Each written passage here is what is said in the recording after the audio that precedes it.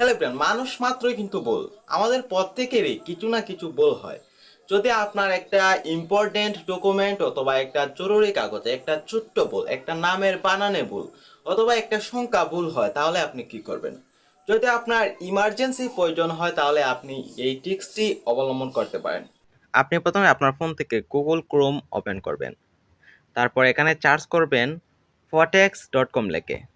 fotex.com লিখে search করার পর দেখবেন অনেকগুলো ওয়েবসাইট চলে আসছে। এখানের মধ্যে যে ফটেক্স এডিটর নামে যে ওয়েবসাইটটা আছে এখানে প্রবেশ করবেন। বাকিগুলো কিন্তু পেজ। তারপর এখানে দেখতে পারবেন আপলোড ফাইল। আপলোড ফাইলে ক্লিক করে আপনি আপনার ডকুমেন্টটি আপলোড করে দিবেন। যে কাগজটি আপনি এডিট করতে যাচ্ছেন সেটা আপলোড করে দিবেন। এই যে আমি আমার ফেসবুক প্রোফাইলের পিকটা আপলোড করে দিচ্ছি এখানে। এই যে এখানে দেখতে পাচ্ছেন 4.9K ফলোয়ার আছে আমার।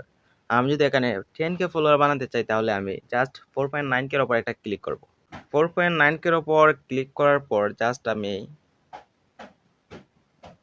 এখানে 10K লিখে দেব।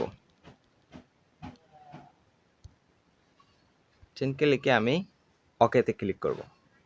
ওকেতে ক্লিক করলে দেখবে এখানে 10K ফলোয়ার ডান হয়ে গেছে। এখানে আপনার টেক্সট, তারপর ফন্ট কালার, তারপর লেখার স্টাইল সব কিছু সেম থাকবে, কোনো কিছু চেঞ্জ হবে না। তারপর আপনি যদি এক্সপোর্টে ক্লিক করেন তারপর এখানে দেখতে পারেন ফরম্যাট পিএনজি আকারে সেভ করতে পারেন। তারপর পিডিএফ, তার মানে কোয়ালিটি আছে low quality, high quality, medium quality. আপনি সবসময় হাই কোয়ালিটিতে এটা এক্সপোর্ট করবেন। তারপর এক্সপোর্টে ক্লিক করবেন। ফটোটি ডাউনলোড হয়ে গেছে। এখন যদি আমি আপনাদেরকে গ্যালারি থেকে দেখাই, এই যে ফটোটি, এই যে 10K ফলোয়ার, এখানে দেখেন কোনো ধরনের ওয়াটারমার্ক নেই। এটা দেখে কেউ বুঝতেই পারবে না যে এটি আপনি এডিট করেছেন।